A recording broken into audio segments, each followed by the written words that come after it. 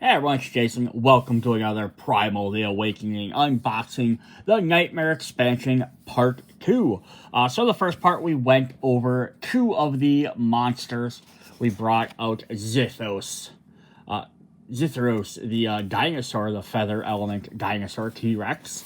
And we went over Tarasta, the fire-based spike lava turtle.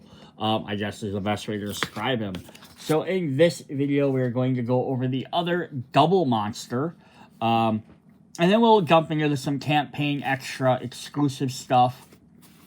Talk about that a little bit. And then in the third video, we will go over the nightmare creatures, which are harder versions of a bunch of the previous monsters. We're going to do that in a separate video because there's a lot of extra cards to go through. Yeah, I always want to make sure I give enough time for each one of these. So our monster this time is going to be Zekalith.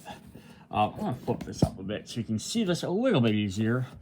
So you have Zekalith, who is this, my best description is, so like every box that tends to have like a creature type and then like a dragon type. The closest we're getting to dragon type is Zekath, which is our T-Rex. Is close to a dragon. This guy's like a giant chameleon, which is how I kind of described him. He's like bug-like. He has lightning, which tends to be kind of the buggy element, with all that electric on him too. Which is really cool. But what he has here, so first of all, he has an extra little meter up here, which is called his, I want to say it was called, no, I can't remember what it was called. A vibration track. So he has a special brain thing. He has a little extra token for that as well. So he gets a little token there. We also have some -1 hand counter tokens we're going to get. So he'll have his vibration track, which will keep track of various things. He has his elements. He's weak to crystal, rock, and feather. Crystal, probably because maybe it absorbs lightning. Rock, or metal, sorry, not rock, metal. Probably just, is resistant to lightning. Feather, maybe it can dodge it. I'm not sure, because feather and lightning kind of seem to go back and forth. But what is interesting about this character is he has an alternate version that is purple, which is Zekalith. Same weaknesses, same idea. A lot of the same, I think lots of his stance cards are the same, or roughly the same, but he has some different behavior cards, and he works a little bit different.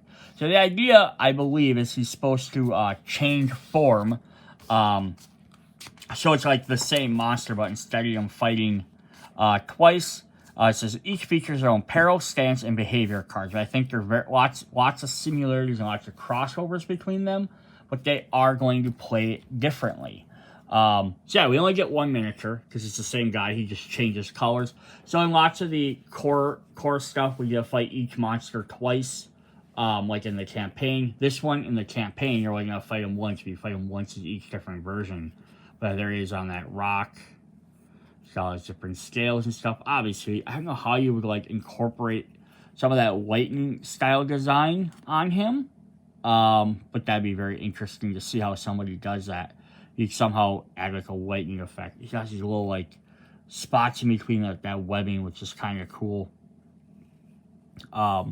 He's like 50 bazillion eyes. So yeah, he's kind of a neat little guy. So we're gonna jump in and see what he does. He has some stuff. So we're gonna start with the blue one first, which is the Zekath version. And I'll lower this back down. And then I know there's a lot of people that are really hoping they would have released at least an add-on so you could buy an additional version of him. So you could paint them each color. So that would have been cool, right? So depending on which one you're going to fight. So if you do paint them, it would make a difference.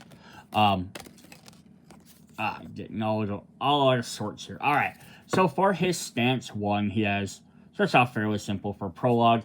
2 toughness per player, and then 1 damage. At the start of the round, place 1 counter on Electrical Surge. Reveal a special peril card at random, and bring it into play.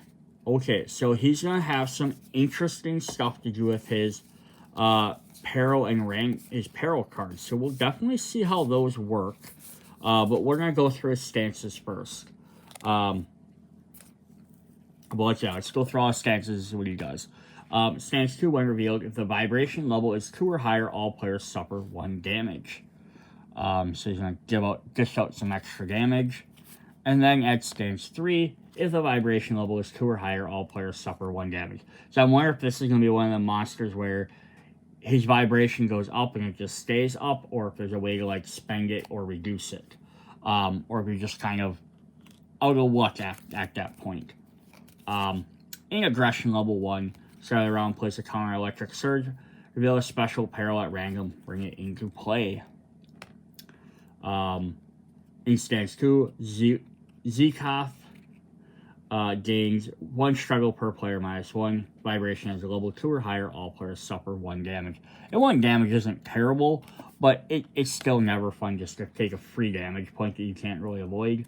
In stance 3, if it's 2 or higher, all players receive 1 damage. Cool. Alright, for his aggression level 2, he has, start of the round, surge counter, burn a special thing. So that stays the same. This one stays the same, except now it changes a little bit, because it says, when revealed, he gains 1 struggle per player instead of -1. And the vibration is 2 or all players suffer 2 damage. Now he's going to start dealing 2 damage every time. Or when revealed, but... and then stance 3, he gains 1 acceleration, and if the vibration is 2 or higher, all players suffer 2 damage. So acceleration, as a reminder, gains the acceleration token, which does not come in this box. Each time it happens, place an acceleration token on the monster. During the monster's upkeep phase, he gains 1 additional struggle. So he's going to keep gaining a lot of extra struggle. So he might have good boosts, or he might end up having some unleash abilities. We'll have to find out. So for aggression level 3, start of the round, place a counter electric surge, bring a random peril into play. At stance 2, 1 struggle per player. If it has a level 2, all players suffer 3 damage, which is his damage. They could have almost just said his attack. I think they changed that because there's ways to avoid attacks versus just taking straight up damage. And then he has gains 1 acceleration. If it is at level 2 or higher, he gains 3 damage. Or all players suffer 3 damage. He doesn't gain damage. Why would he want to gain damage? That doesn't make sense. Yeah, so it's interesting. So we'll see where that goes with him. 1 second here. Cards are sticking together. Alright, so let's see what his peril cards are, because that's going to be interesting. So at the beginning of the game, it says we have Electric Surge is out, permanent, Escalation. So whenever his behavior deck enters, place a counter on this card. Or, when you do this, you place, stance 1. Stance 1 here somewhere. Yeah. Place a counter on Electrical Surge, so as soon as it does. Well, a player suffers attrition damage if there are 1 or more counters per player on this card. That player suffers an attack ×2 instead of 1.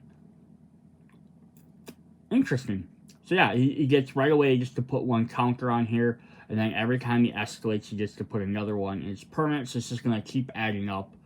And then once it gets 1 per player, so basically after 3 times his deck is emptied, he's also now, every time you do attrition, you're going to take ×2 damage. The hard side is the exact same thing. Okay, it makes sense. Then what happens is, it also says you put 1 of other perils into play. So he has 3 more peril cards: Deception, Spark, and Disturbance, which do not have stances. So he gets to pick a random one. So this is kind of neat, because that means when you play against him, you don't always necessarily know which one you're going to get. So let's look at Deception first. It's immune to blind, so you can't counter it. When Zekath would suffer damage, it prevents that damage, max once per turn. Ooh, that's exciting.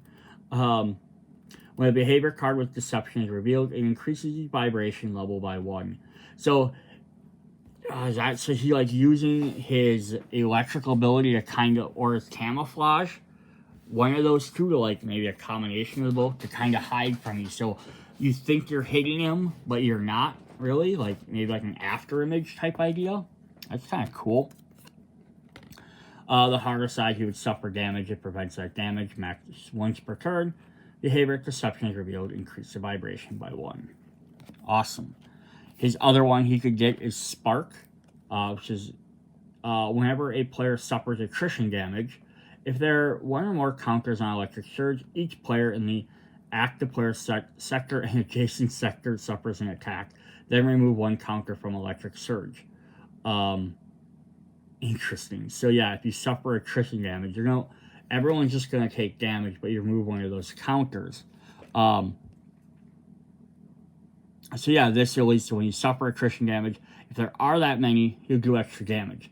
When this card's out, when you suffer it, he'll keep removing them, but you take the damage quicker, so you don't have to wait until there's that many counters on there, so he's just going to keep doing damage to you. When a behavior card with Spark is revealed, increase the vibration level by 1. So this one's going to play Deception cards. This is going to play Spark cards. Interesting. And then the third one says Quick Refresh, or sorry, not the third one, the harder version. When the player suffers attrition damage, if there are one or more counters on Electric Surge, each player in the active player sector and any adjacent sector suffer damage, remove 1 counter. Player Spark is revealed, increase the vibration by 1. What does Quick Refresh do? This, I believe, was showing off in the Feather expansion, so we'll go over that again. Well, a peril card that features as keywords and played skip the behavior refresh during the monster upkeep. Instead, the monster performs behavior refresh at the end of each player's turn instead. So normally, the game would go through the round. It'd be they get their struggle, and then they refresh all their behavior cards. Discard the one with the lowest number, and then and then the players all get to take a turn. So player 1, 2, 3, 4. Then the end of the step. This way, they skip it at the beginning. So at the end of the round, end of the last player's turn, before the first player's turn, you'll still be able to see exactly all the cards are. They won't change anymore between those 2 rounds, technically. It's basically the same things. At the end of one player's turn, be the same as the beginning as the next player's turn. But then what happens is after the first player goes, they refresh. Next player goes, they refresh. Next player goes, they refresh. So he's going to constantly be changing his cards out, which also means he's going to escalate quicker because his deck will run out faster. So that's pretty cool. But it's only on the harder version of those. Then his third one is Disturbance, which is immune to blind, so you can't counter it. Well, there's perils in play. Mastery cards are considered to be blank. Wow. It just shuts off your mat. Because I can see people building decks around mastery cards. Like, I'm going to pick this mastery card, then it utilizes red cards. You're going to pick a weapon that might give you more red cards. Oh, that could be really bad. And you can't blind it, so you can't even shut it off to, like, occasionally get to use the effect. When a behavior card with Disturbance is revealed, increase the vibration level by 1. Now, the only upside is, with these, you're only going to have one of these 3 to deal with, at least as of right now, unless there's something else that does something. So a peril card played, mastery cards on both sides are going to be blank. When a behavior Disturbance is revealed, increase the vibration by 1. Interesting. So yeah, between those, every time one of those cards are revealed, it's going to increase it by 1, plus his stances. His stances just affect if they're higher, but it don't actually increase it. So at least you don't have to worry about his stance to it. Then we have his objective. So at level 1, stance 1, it's a permanent Electrical Dispersal. Play a blue card. The active player must suffer an attack doing 2 counters from Electrical Surge max once per turn. So this could be very helpful. Let's look at that again. Let's just like the basic one. So whenever it has that much, they suffer times 2 damage. So basically, obviously you keep avoiding attrition damage. It's not really an issue. It doesn't matter. But to help out, someone might be like, hey, I can afford to take a hit this turn to remove 2 extra counters to keep someone else from potentially taking 2 times the damage the next turn. Also, it could be very helpful for if you have Spark in play, right? There are one or more counters on it. Each time the active player suffers attrition damage. So this is going to go even farther. So you could end up removing more counters to keep it at 0 so that doesn't kick off either. Could be interesting. What's the harder side? You just have to play 2 offensive cards instead. So instead of 1 blue, it has to be 2, but they can be red or blue. Interesting. So let's see what these what all these cards are going to trigger. It'll be interesting here. We're gonna scooch these up. So we have on attack. I just want to look at this really quick. There's this blue one and there's this purple one. I just wanted to compare those really quick, just for my own sake. His first behavior card is Storm Cry, which has the Deception. The active player must either immediately move or suffer an attack. If they suffer damage this way, place a counter on Electrical Surge. Oh boy, so you're constantly be fighting those. The harder one is, must either move or suffer an attack. If they move, they must generate stamina for that movement by discarding an offensive card. If they suffer damage, placing a counter on Electrical Surge. Interesting. So we have in blue, we have Jolted Assault, which is a spark. The active player suffers an attack unless they pay 2 stamina. Boost, Enhancement. The active player suffers an attack. If they suffer the attack, all other players suffer the attack as well. So it looks like these have a lot of stuff that's like, if you pay this cost, you can avoid it. But again, every time you have to pay a cost, whether it's discarding a card or paying extra stamina or moving, like, right, all that stuff costs you resources to do. It's just going to mean that's less stuff you can do to attack them. Again, constantly removing them. Cards counters can save you damage, but that's less cards you can play. Active player suffers an attack unless they discard an aggro card in their hand. In stance 3, repeat this effect once. And then the boost is the same, it can hit everybody. Interesting. Then we have some front attack ones. So now we have a Disturbance card. Mesmerizing Tendrils. The active player reveals a random card from their hand. During the action phase, the active player must either play that card as the first card in their sequence or suffer damage. Ooh, interesting. Not necessarily terrible, but it will screw up your, it can screw up your combos.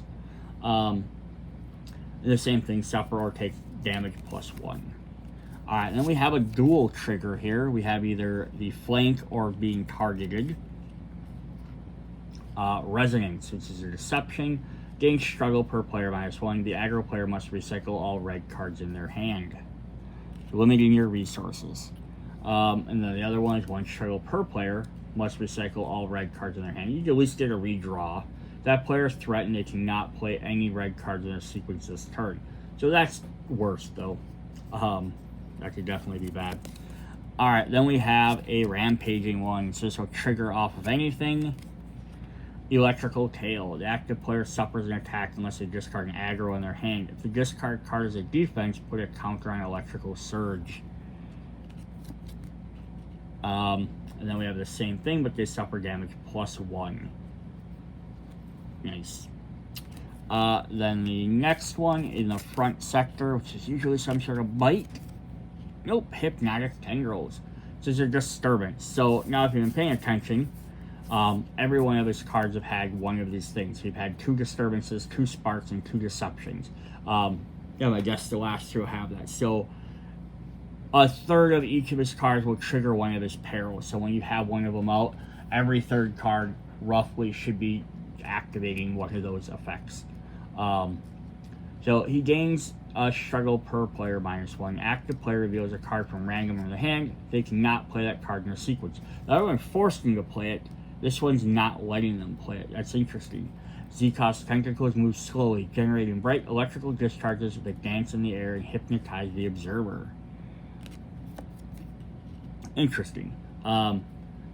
Struggle, 1 struggle per player. Active player goes 2 cards from random. They cannot play those cards. Ooh boy. Alright, then we're on to in the tail, rear sector, or being targeted. We have Unsettle. The aggro player must recycle all green cards in their hand. A continuous succession of electrical discharges crackles over Zekath's tentacles, generate a deafening, incessant buzzing. I like this as a character. He's very interesting. Like, right, he's really limiting what cards in hand. He's not going, oh, I'm going to do a bunch of damage here. I'm going to do a bunch of damage here. He's forcing you to either play cards, discard cards, get rid of cards, recycle cards, just messing up your entire flow. His whole thing is about I don't want to be attacked, so I'm going to disrupt how you play the game. And then I'll slowly do little tiny bolts of damage to you during the attrition phase.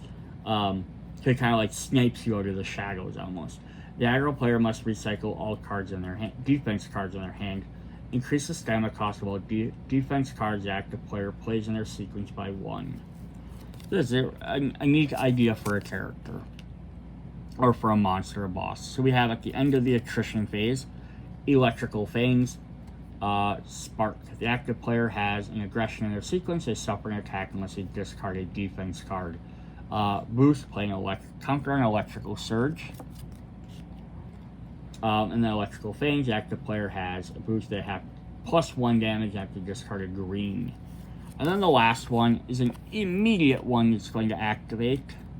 And it's Sonic Wave. Disturbance. The aggro player must recycle X cards where X is the vibration level. That player recycles any defense cards this way, places counter on Electrical Surge. And then the other one's the same, except X cards at random from their hand. Oh boy, so now they can't even choose. That's crazy. So yeah, lots of stuff is going to hit back to Electrical Surge. This is when they suffer attrition damage. If there's more counters, they're going to take 2 damage instead of 1. So again, as long as you can keep avoiding that attrition damage, this effect doesn't mean anything. But if he's making you discard random cards, or discard green cards from your hand, or recycle your hand, it's going to be hard to make sure you have that card in your hand. You can save it from the previous round, but then he makes you discard your hand, right? With this, recycle all your cards. You can't guarantee you're going to have that. Otherwise, you're going to keep spending your the base ones. You're going to be spending your blue cards to keep taking damage to remove them. And this is how he's going to do it. He's going to have you forcefully take damage to keep them counters off there, so that you don't take 2 damage later, right? I'll take 1 damage now, and I can keep blocking the attrition. Worst case is, I get hit later and with attrition damage, right? And I take 1 extra damage. I'm at the same effect as I was before. But yeah, he's not continuously like gaining an electrical counter every turn. So like, it's gonna trigger here and there. But that's a really neat idea for a character. So now what we're going to find out is if his other version is basically the same, or how much variation there is on him. Alright, so now we're going to look at his purple version. I wish they'd turn the artwork around. Very minor thing, but I wish they just would have turned the artwork, like flipped it the other direction. I thought that, personally, I think that would have been kind of cool, right? Just to have him facing the other way to give him a little different picture. But alright, so here's a purple version. It's Zekalith. So it's kind of neat because it's supposed to be, like I said, it's supposed to be the same monster. It's supposed to be a variation on it. Like, imagine if you play Pokemon, you find a shiny Pokemon. That's the idea. It has a little bit different attacks. Probably more related to, like, Digimon versus, like a regular Greymon versus a black Greymon or something like that. But yeah, so at the start of the round, place an counter an electrical surge, reveal a special para card, bringing into random. So that stays the same. Out of curiosity, if we look at stance 1, his stats all stay the same too, right? Same everything. I think all that stuff is going to pretty much stay the same. They just had to have different stance cards for each one just to make it easier to keep track of. Alright, so here we go. If vibration is at level 2 or higher, all players suffer 1 damage. And then level 3, or stance 3, sorry, revealed 2 or higher, all players suffer 1 damage. I think his base stuff is going to stay the same. I think it's going to be his peril and his behavior cards that will change stuff up a little bit. So level 1, same thing, electrical surge, bring a random peril into play. Level 1, he gains peril, struggle per player -1, vibrations 2 or higher, suffers 1 damage. And then stance 3 is 2 or higher, he suffers 1 damage. Alright, then let's hop into 3. Level 2 stance 1. So counter electric surge card at random. 1 struggle per player, vibrations 2 or higher, suffers 2 damage. So same thing there. And then he gains 1 acceleration. If that's 2 or higher, suffer 2 damage. So those all stayed the same. And then finally on 3, we have counter, random card, struggle, 3 damage, and then 1 acceleration, 3 damage. So all of those I think stayed the exact same. I'm going to grab the level 3 version just to kind of compare the final version to see if they end up the same. So yeah. Same toughness, same damage, all that stuff stays the same. So I think their stance cards are the exact same, as far as I can tell. So the differences are going to come in their other cards. So they're both going to have Electrical Surge. Permanent escalation, place a counter on this card. When a player suffers attrition damage, there's 1 per player counter as this card suffers times 2 damage instead of 1. So that's the exact same card. So he has the same basic starting out thing. That's going to be more or less the same. And I think this is kind of going to be like a glimpse of what the nightmare creatures are sort of like. I think this is like their maybe original thought. Like, hey, we created a slightly alternate version of a character. And then they thought, hey, we'd like to do that for all the rest of them. But they didn't want to make full brand new decks. So the nightmare have a little less stuff in there. You'll see in the next video. They play a little bit differently. But I think this is kind of a base idea of here's a variation you can make on this character. So here's where it gets different, is our other peril cards. We have Pulsating. When a player plays a aggro in their sequence, Zekalith gains 1 struggle. When a behavior card with Pulsating is revealed, increase the vibration level by 1. So where were our other peril cards? So yeah, we had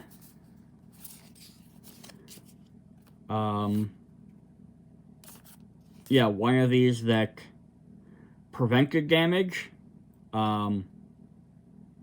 would suffer damage prevents. 1 adds more counters to Electrical Surge, or suffers attrition damage, does damage with that, and the other one is the Mastery one. So this instead increases his struggle, but it's still the bottom is going to be the same thing. But we have new keywords. We had Deception, Spark, and Disturbance before.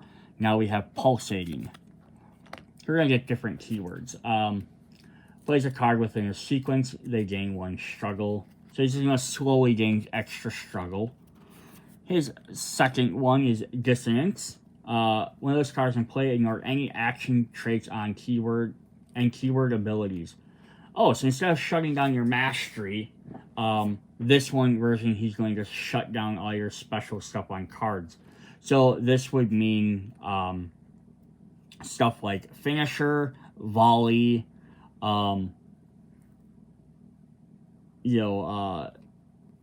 if you had a card that said like Aim or Impetus, that's going to be very hard because that's going to like, you're still going to be able to play the cards for attack or defense, but the fact is, and they can have combo sequences together, the fact you're shutting down a lot of those other special abilities, that's going to make them really hard. Oh yeah, that's kind of a pain. When Dissonance is revealed, increase the vibration by 1. That's almost, to some extent, worse than Mastery, but you could maybe work around that. And the same thing on the harder version. And then the final one is Fear. When a behavior card with Fear is revealed, increase the vibration by 1. Then the aggro player must recycle all blue cards in their hand. So it's, yeah, interesting. So it's going to discard cards in your... Discard make you do it. And then the other side, instead of blue cards, it's all the cards. So again, it's going to kind of go with that. You want to do an attack or an offensive, he's going to fear you to the point where you can't do that anymore. Cool. Then he's going to have his objective, which is the same as the other one. Permanent, play a blue, suffer to remove 2 damage from Electrical Surge. Or pay 2 for the harder side. Cool. So yeah, he does play a little bit different with his other abilities, but his behavior deck is different as well. So we're going to hop in and see what that does. So we're going to start with our first one. If you have red cards, he's going to have Frenzied Escalation with his Pulsating. Zekalith gains 1 struggle per player -1. Place a counter on Electrical Surge. So he's going to try and trigger that more. The harder version, he just gains a struggle. Then places a counter on Electrical Surge. The active player suffers attack for each card with pulsating in the behavior discard pile, then shuffles the behavior discard pile into the behavior deck. Interesting. So it's kind of interesting because escalation is when the behavior gets emptied. Instead, he's just going to refill it quicker, so you don't have to wait for it to reshuffle back in. But the longer it goes on, the later this card comes out, the more damaging it would be. That's crazy. And it's like the harder mode of the character. Alright, so we have in the front sector, we have Discordant Echoes. The first card the active player plays in a sequence this turn is considered to be blank, shutting off your cards. As Zekalith tentacles writhe around, the buzzing sound permeates your minds and increases in intensity like a chorus of strident savage voices. On the harder one, first card is going to be blank. If the active player has any defense cards in their hand, they must play the card in their first sequence this turn. Cool, so then it shuts off that card it's forcing you to play. Interesting. Then we have in blue, Dreadmaw. The active player suffers an attack unless they have a green-blue or a yellow-blue in their sequence. Interesting. Boost, enhancement. Remove 2 counters from Electrical Surge. The active player suffers attack +1 instead of the attack. At least it helps remove some of them counters to do it, but interesting, yeah. Then the other one is suffers unless they have the same thing, and then the boost is remove a counter instead. Alright, next up, if you're either in the flank or targeted. Frenzied Strike, which is a pulsating. Each player that has an aggro on top of their discard pile suffers an attack. Zekalith gains 1 struggle for each player that suffered damage this way. And the harder version suffers damage +1. So that's it there. Cool. So he's a little bit more aggressive than the other guy. The other guy, again, was like, said camouflage, kind of stealthy. He was like, hey, I'm gonna mess with your hand and disrupt your combos and all this, but you're really only gonna take attrition damage in my Electrical Surge. This guy's doing a lot more actual damage. So if you're in the front sector, he has Sensory Distortion. Gains 1 struggle per player -1. The active player cannot draw cards from their deck until the end of the action phase this turn. But he's still messing with your combos. He's doing a very good job at it. And then 1 struggle per player in the same effect. A rampaging card. Dink, dink, dink. Vicious Fangs. Threatened players suffer an attack. Place a counter on Electrical Surge. He's going to up that Electrical Surge a lot quicker. And then suffers damage +1. Place 2 counters on Electrical Surge.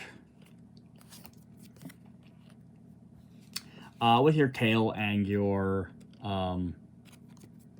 trigger effect, Dissonant Whispers. Increase the stamina cost of all red cards in the active player plays in their sequence by this turn by 1. In the dim light of the caves, the ding of the storm disturbs your thoughts. It reverberates within you, the echo of violent, agonizing cries. Make stuff harder to play. And the same thing. Do not play any red cards in their sequence. Oh, wow. Just shuts off all red cards. Instant Effect. Oh, boy. Sinister Tremor. Dissonance. Each player with an aggro in their hand becomes threatened to place a counter on Electrical Surge.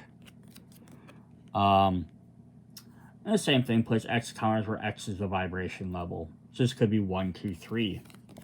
And so far, there's no way to ever reduce that vibration level. And the last one is Attrition, End of Turn. Sudden Jolt uses fear. Active player suffers an attack unless they have 2 defense in their sequence. Boost, Enhancement. Remove 2 counters from Electrical Surge. The active player suffers 1 attack +1 instead. And the other one is active player suffers unless they have 2 in there. And then the boost is just removing electrical counter, and they have ×2 damage instead. Instead of +1, does twice as much damage.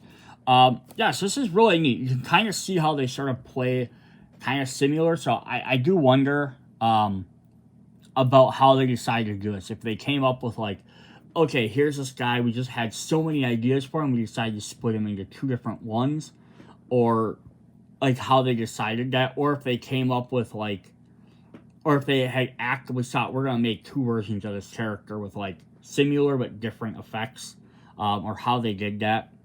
Again, they're different characters, but I think if it would have been 2 separate monsters and they tried to like have them both have some sort of the electrical surge type thing, we would have been like, well, why are these guys so similar? So I think that's why they kept them the same. But that's really cool, like just neat different versions of the characters. That's always something they could even do if they wanted to add extra expansion. And again, I know most games don't do this. They make expansions so you can buy it. Not like, hey, if you own this expansion, here's extra cards for that expansion. They try and make it just for the core game. But this should be a neat little thing, like they could somehow market just packs of cards, right? Like, hey, here's additional, like, alternate versions of each of these characters, right? You can buy them, like, here's, like, such for this expansion, like, here's 2 more for this. There's, you know, it's like, what is it, like 30-some cards here, so it's like 60-card pack, you know, or whatever, or even maybe combine, like, 2 boxes together, something like that. It'd be kind of neat to be able to be like, hey, here's an alternate version of, you know, Toramak, or here's an alternate version of this character, right? Like a rare version that doesn't show up as often. You can play it a little bit harder, a little bit different, you know, but maybe not like we'll see in the Nightmares, maybe not like Nightmare difficulty hard, just an alternate version of their abilities. They're going to play with the stuff a little bit differently. So that'd be kind of neat to see if they could do something like that. I would love that. All right, so we're going to hop into campaign stuff. So there will be spoilers ahead. So if you don't want to know any of the campaign stuff, or you don't want to see any of the cards that are going to be spoiled in there, go ahead and you can, you know, check out this video now. Thanks for joining me. Hope you guys have enjoyed. You should check out all the other ones, and then we still have one more video to do after this with the Nightmare, as well as add-ons and stuff. Otherwise, we're going to hop in and kind of look at these a little bit. So I'm not going to get too much into the book at all. We kind of looked at it a little bit before, but it's going to have the other expansions, or the other characters. So we're going to get one for, let me zoom back out just a little here for this. We'll get one for Zekalith, or Zekath. Then we'll get one for Zekalith instead. You get one for Zithros.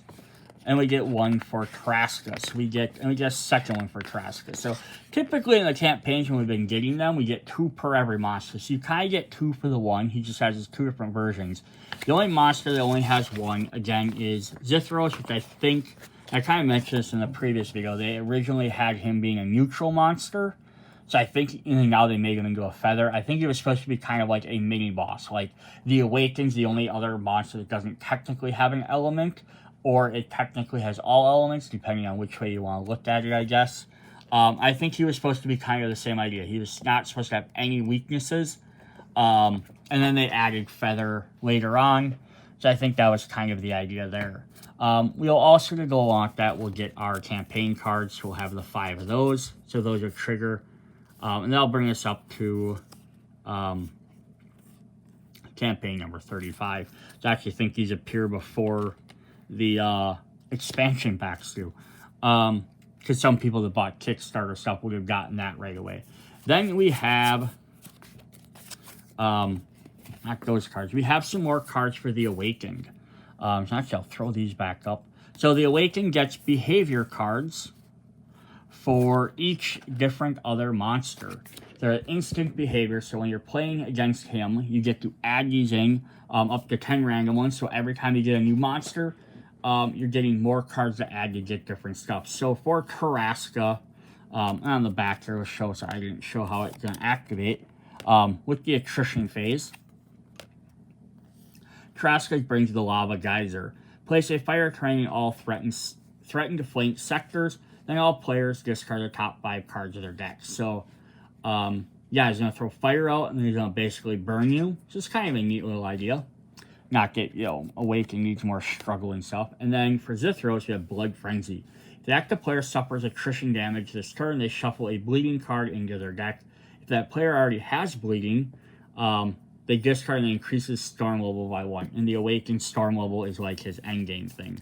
So we will get 4 more bleeding cards for each of the other players. Now, if you saw earlier, we had bleeding cards. We had 1 bleeding card per each character for them, but this one has the awakened symbol on the bottom versus Zithros is having, see if I can grab that quick. I can find them. Where are they? Yeah, where Zithros has his little symbol on the bottom. This is just so you can put them with the appropriate deck. So you don't have to like hunt down each different separate, you know, one during each one. So yeah, I'll get 4 of those for each one. The other 2 hunters will come with the hunter pack. Then the other 2 we have are for Zekath and Zekalith, which are in the front sector. So for Zekath, we have Hypnotic Lights. The Awaken gains 1 struggle per player. If the active player reveals a random card from their hand, they cannot play that card in this sequence. Oh, that is mean, right? This just shut down one of your cards. And then for Zekalith, we have 1 struggle per player. Active player reveals a random card from their hand, they cannot play this card in this sequence. It does the same thing. Same Hypnotic Lights. But again, imagine if you had both of these in the game, right? And you got hit with both of them. That would be pretty mean. Alright, then the last thing we have to show off is the campaign rewards. We're going to get 3 new reward cards. Kind of 2, I guess. Card number 23 is we have Flaming Pendant, which is legendary since it counts as all elements. Takes up an item slot. When you play the first card in your sequence, you may suffer damage equal to its stamina cost. If you do, play that card without paying its stamina cost. Oh, so that's kind of interesting. So you could take 1 to 4 damage, potentially, to play a card for free each turn. Then we have 2 copies of Ember X, which are potions. It says, consume your weapon gets +5 damage till the end of the round. Prevent any damage you would suffer this round. Then you start your next round, you are KO'd. Wow.